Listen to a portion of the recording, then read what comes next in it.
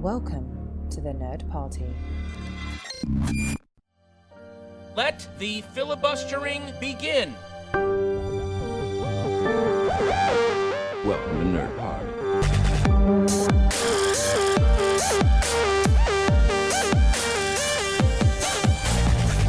Hello and welcome to Filibuster here on the Nerd Party Network. My name is Lee Hutchison and I am recording this looking out my window at a very dark, grey, rainy Scottish weather day, and it's depressing, and I think the only way that I could possibly make myself more depressed if I had to sit for the next 20 to 30 minutes listening to Dallas talk about eating ice cream pizza in Venice and seeing all these amazing movies.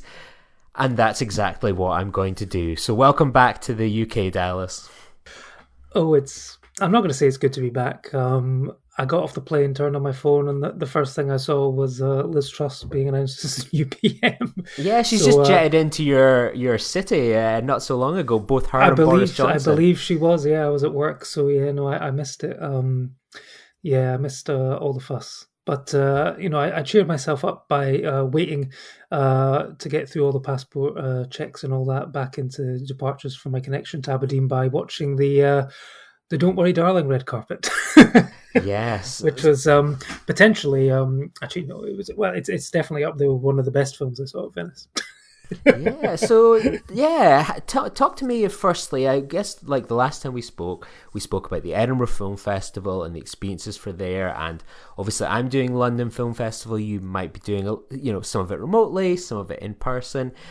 How you did Venice last year in a completely COVID 2 years ago. environment. It was actually 2 years ago. Yeah, the first in-person film festival since the start of the pandemic. Cannes was cancelled, so this was the big one. And yeah, 2 years ago, it was a very weird experience. For anyone who knows the Venice Film Festival or doesn't know, you've also got the city of Venice, but then there's the film festival takes place on the Lido, which is a smaller island off the main island of Venice. And so you get the water bus Vaporetto over every morning. So it's also contained in this sort of small area. And 2 years ago, it was like you had to get your bag checked, you had to get your temperature scanned, you had to wear face masks everywhere, not just inside the buildings, but everywhere within the festival area. It was online booking, so you had to book your tickets in advance. It was, every second seat was booked out. Wasn't hugely busy, but I know a great festival. I think I saw about 13 films in 4 days or something, so I was very happy. Obviously, there wasn't really any of the sort of big releases. Turned out I missed the one big film of the festival, which was Nomadland. But, I still had a great time, watched a bunch of movies, ate a lot of pizza, etc. So, all good. But then this year, much busier, much busier. Not only were there more critics and sort of passes issued, but Venice in general was busy. The tourists were back, so. But yeah, no. I had a great time. Obviously, a great lineup this year. Lots of, I guess there's a thing at the moment with people complaining about turning everything into an Oscar contender. But, we are kind of entering that season, and it's easy to see when you see some of the films and some of the performances. I even said it in, a couple of my reviews as well. So, I'm guilty of it as much as the next person. So, very, very busy, great lineup, and it was great to be back.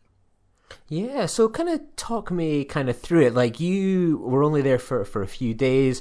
I'm always curious with these things.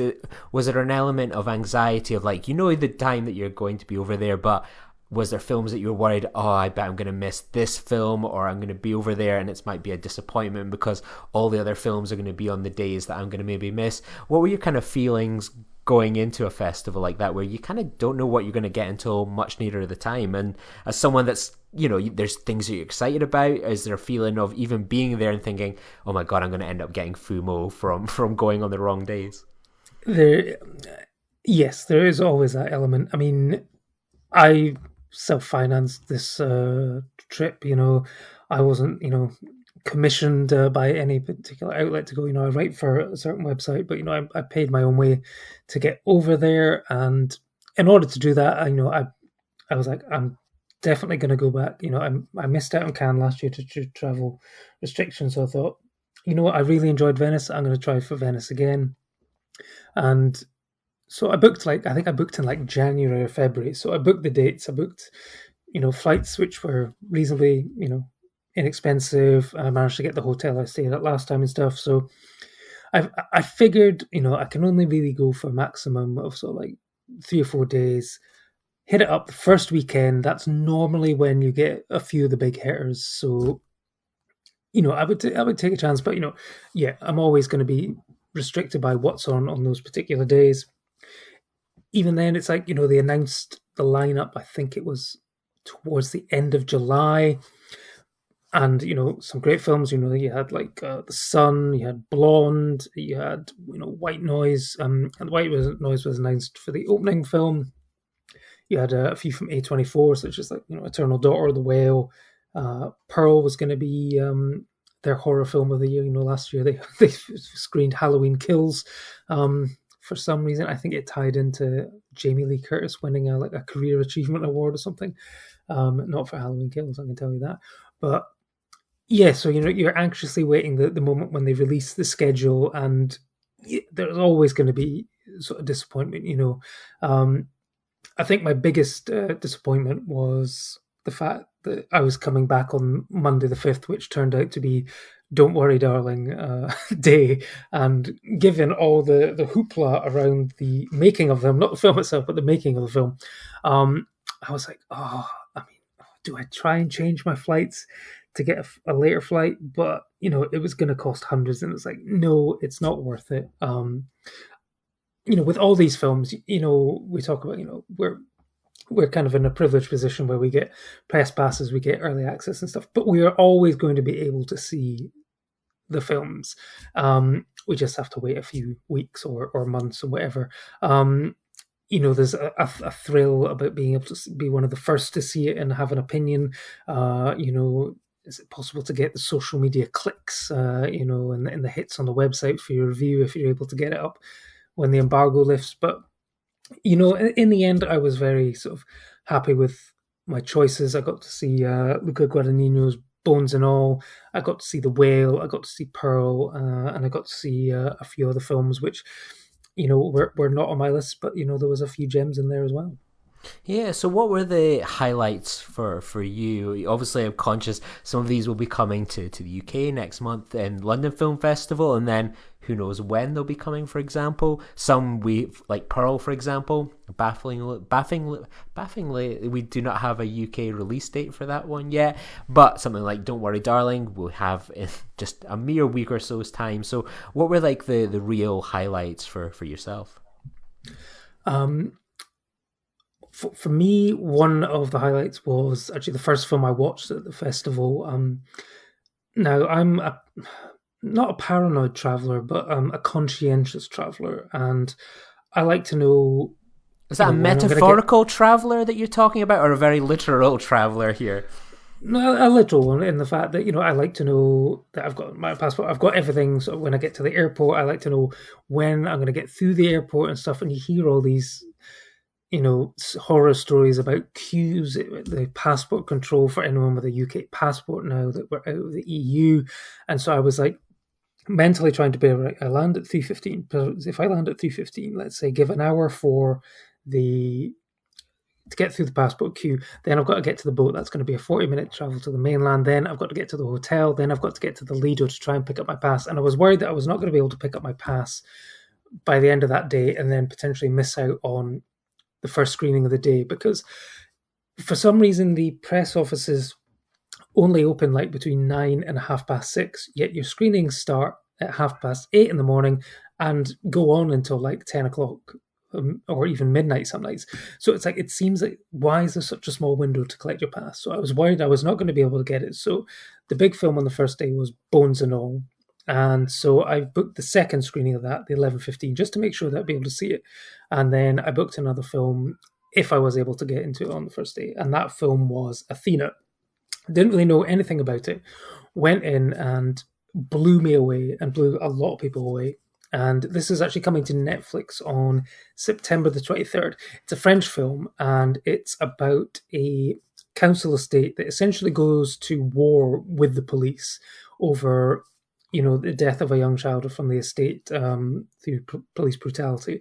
And the way it starts off is just insane. And it wasn't until about halfway through that everyone kind of cottoned on as to what was going on. So it starts with a press conference outside the police station. This isn't spoilers. This is how it starts.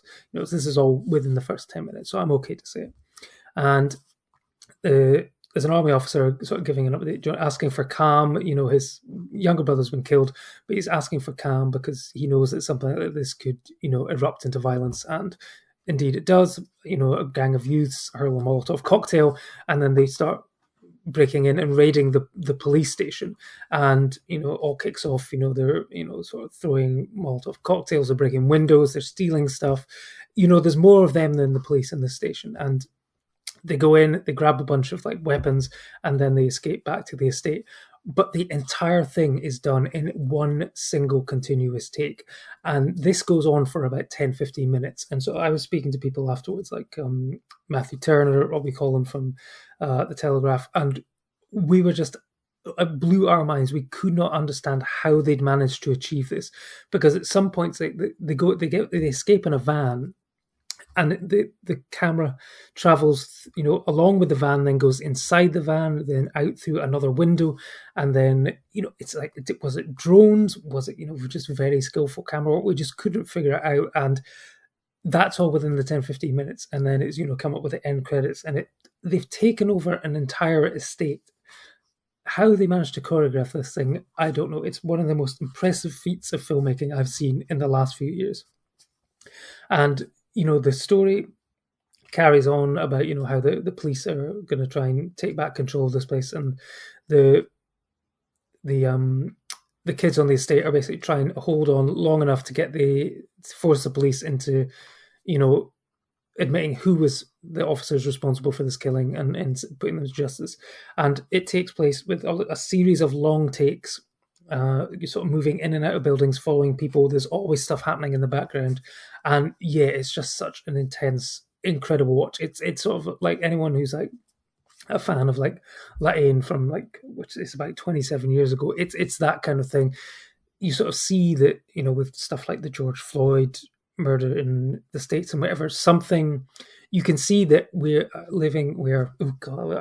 going to say the Joker, like we're living in a society where something like a single incident that involves the police could tip people over the edge and, start civil unrest and stuff like that. So yeah, it's just 97 minutes long, but it's just breathless filmmaking. And yeah, it's coming to Netflix, but hopefully, I'm not sure if it's got a cinema release in the UK, but hopefully there will be some cinema screens, because this is a film that should be experienced on the big screen if possible. Excellent. Yeah, I'll have to try and check that one out. So, and obviously I know that you had your A24 cap on, literally and metaphorically as well.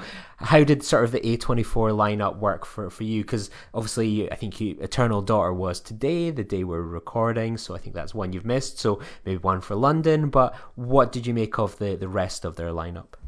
Well, Pearl was disappointing for me, I think. Obviously it was a film that no one was really expecting until audiences in the US anyway got to the end credits of X and found out that while they were over in New Zealand filming, they just decided to film a prequel to it as well. It's very melodramatic in tone. It follows the character of Pearl when she's much younger, and it's about her issues with, I guess, her deteriorating mental health and psychosis as she tries to become a star and finds out what happens when you don't make it. It's like a cautionary tale with axe murder, that if it featured like someone who went on X Factor and got rejected by Simon Cowell and then went on a murder spree. There is elements to enjoy. Mia Goth, it's a tour de performance. If you're a Mia Goth fan, you will probably love this film. Similar to Resurrection, which we talked about in the Edinburgh Film Review podcast. she has like she's got a monologue where she a single take monologue, which is about 7 minutes, so it's not as long as Rebecca Hall's in Resurrection, but it's still very good. But yeah, it just didn't work for me in terms of.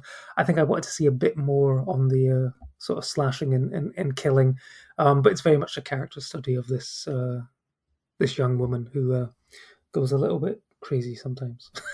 I've not read any of the reviews of this film in particular, but it's been impossible not to notice the many mentions of why a scarecrow has been involved in this film. So very curious. Yes. Yeah, you certainly don't get a scene like that in Wizard of Oz, I'll tell you that. Yeah, so obviously the whale is starting to make, again, another one I've dodged the reviews for until I've seen it, but it's been impossible and I suppose, entirely predictable that the discourse has begun with that one. Is this going to be a film that's worth putting up with some tedious discourse for? Yes, 100%, yes. Yes, there is going to be, yes. I mean, it has already begun, and I think as Robbie Collins said, it's going to get nominated for Oscars, so we've got a good 6 months of this to go, so it's going to be interesting to see how many incantations it goes through.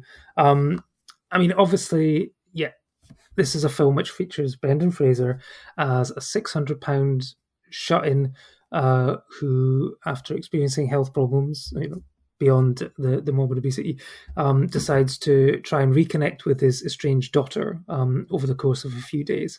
Now, Brendan Fraser obviously wears a fat suit, and so there's a lot of discourse around, they should have just got, a real £600 actor to do this. Why are we still using fat suits in this day and age?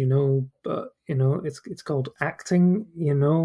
It's if you weren't allowed to do stuff like this, people would only be able to play biopics of people that they look vaguely similar to. I mean, I don't understand that.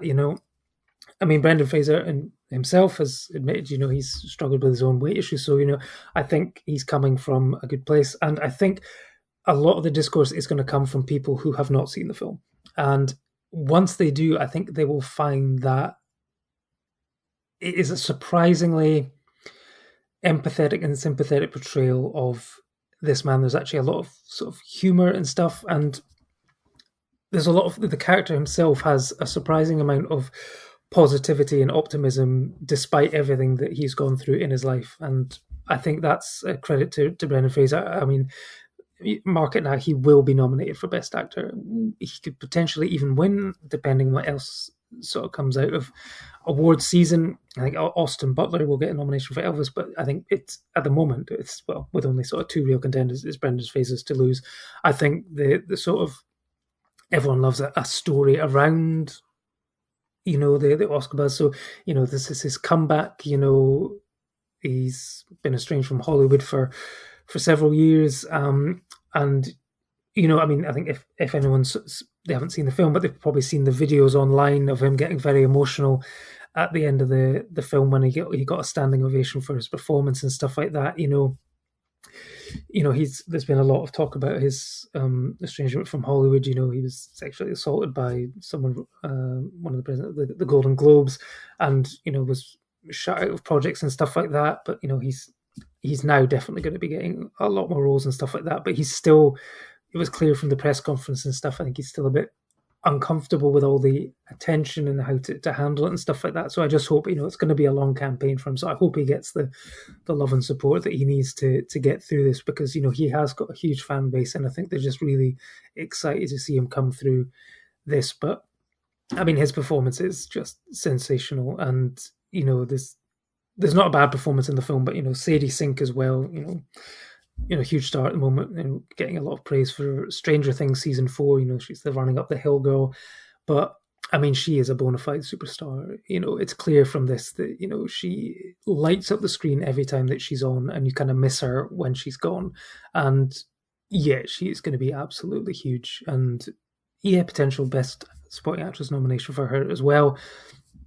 But I mean, for all this, the film, I do not cry at films, but this film broke me. It just the final scene, and I'm not going to spoil it whatsoever, but it was, there was audible sobbing in the screens, and I had to take myself off and compose myself. It just absolutely broke me. The last time I felt that way after a film was probably 2010 with Black Swan, and yeah, it's Darren Aronofsky. Clearly, he knows how to nail a fade to white ending, and it's just, yeah, it was probably about a 4-star film for me up until like that final scene, and then it just, because I just connected with it, just like had such an amazing reaction to it that I could not give it anything other than a 5-star, and easily the best thing that I saw at Venice. So how do we counteract that? What were some of maybe the Venice disappointments, I guess, for you? Disappointment to me. I mean, there wasn't like an absolute stinker, but there was some which were just like okay. I mean, it's sad. Like my final day Sunday it was just like a couple of films which just were just a bit. There was a La Mensita, which is an Italian film starring Penelope Cruz. It didn't really work for me. I would say 2 stars for that. Other People's Children, starring Virginie Efri, who was in Benedetta. She plays a woman who gets involved with a man who's got a young daughter and estranged ex, and it's about her becoming the sort of the stepmom figure and how she deals with that. And it was okay, but again, it actually featured the ugliest transitions I've ever seen in a movie. It's like the old sort of Hollywood style sort of fade in transitions where it would slowly sort of filter down to a hole on someone's face and then cut to black. It was like that, but it was kind of like a blobby, sort of murky, slow effect, and it just, every time it did that, I was just like, ugh, and it just completely took me out of the film. So they were probably the worst ones. But another highlight would probably be sort of Bones and All. Not going to be for everyone. It's obviously touted as the sexy cannibal movie starring Timothée Chalamet, but I can see a situation where it will be trailered in a similar way to many of the A24 elevated horrors, where it plays up the cannibalism aspect when it's sometimes not really about that, and it's more of a sort of romance, coming of age. It feels like a young adult movie sort of film by Hannibal Lecter, and yeah, there'll be lots to say about this one as well, but I have a feeling that it could potentially be marketed as something that it is not. But that's what we always get with Luca Guadagnino. Like, look at Suspiria as well. It's probably, it's like, oh my gosh, it's this horror film, and then when you actually start watching it, it's like, okay, no, this is actually something different. I was very surprised that one wasn't on the London Film Festival lineup. Maybe it could be the surprise film, but that really caught me as a bit of a shock. Yeah, I think there was already talk on the Venice Lido about what was going to be the surprise film, because the program launched like the first day of the Venice Film Festival, so everyone was sort of comparing notes. So I think Tar, which I missed by a matter of minutes on the first day because the booking system wouldn't allow me to make a clash with Bones and All, because it didn't believe I could make a 7-minute dash between 2 cinemas. But but yeah, Tar was missing, and it got fantastic reviews. Another sort of probably Oscar nomination for Cate Blanchett from that one. So I think that one is, but it's over 2.5 hours long, and given the normal sort of 9 p.m. time slot, given the hassle people had after Uncut Gems of managing getting the last tube home, probably won't be Tar. So Bones and All is probably a good shout, but also people are thinking maybe Steven Spielberg's The Fabelmans might be that's a huge one if they got it as a surprise film. So I think Bones and All is a good shout for the surprise one as well. So we always kind of talk about film festivals, like what was the social element like? I mean, I couldn't help but notice you had a pizza with chips on it, which I can imagine was just very shocking for the Italians to make and present up. But what was the social it was on the aspect menu. of Venice It like? was on the menu. It was on the menu. I had to try it. It was obviously carbs on carbs, but it's like, I like pizza. I like chips. Why not put the chips on the pizza? I was like, yeah, I'll give it a go. And yeah, I mean, that kept me going for the entire day. I didn't need any food after that. But yeah, no, obviously, yeah, there was much more of a social element this time because, yeah, there was more people there. I mean, in 2020, I think the only person I even really spoke to was Robbie Collin. We had espresso a couple of mornings before the sort of first films, but I mean, at that point, it was very much more of an Italian-based crowd. Not many people were making the trip from overseas for it then, but this time, yeah, no, there was lots of people. So I met a few faces from Twitter, basically, and introducing myself as such and such. I follow you on Twitter and stuff. So yeah, no, there was Matthew Turner, who's always around sort of the London Edinburgh festivals. Chap Connor Lightbody, met him at Calbody, so yeah, hung out with him a lot. James Witherspoon, I saw him before Pearl. I think at that point he hadn't seen any films that day, and this was going into the midnight screening, but had been enjoying a lot of Aperol spritzes. So, but yeah, no, there was much more. Obviously, a lot more people going around, and I think the way that the screenings were working was, yeah, you had the first two press screenings in the morning, and then quite a big gap where it was sort of like public screenings and then more press screenings in the evening and stuff like that. So there was the press room, which, everyone was loving because it had views over the Lido, had free Wi-Fi, and you also got sort of the red carpets and the press conferences screened as well. So I know that's something which is missing from the likes of London and Edinburgh, and yeah, it's just a godsend to be able to have somewhere you could just sit down and write your reviews, which is not, trying to find a seat in a coffee shop in central London, which can be a nightmare. So obviously that's Venice out the way. You've seen a lot of what's to come probably at the London Film Festival. Is that a festival that you're kind of looking forward to seeing, kind of seeing or going to? Or have you, after kind of going from Edinburgh to Venice, are you ready for a bit of a break?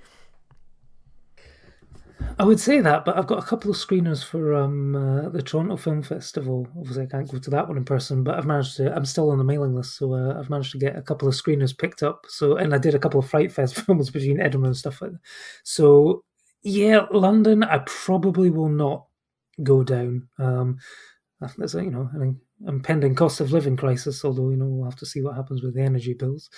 But I think I'm probably going to take a break and not dive in full to that one. I'll probably, LFF are actually currently, pestering me to pay for my press pass, so I need to figure out if I'm going to do it or not. I would like to have seen the virtual lineup before committing 50 quid to that, but we'll see.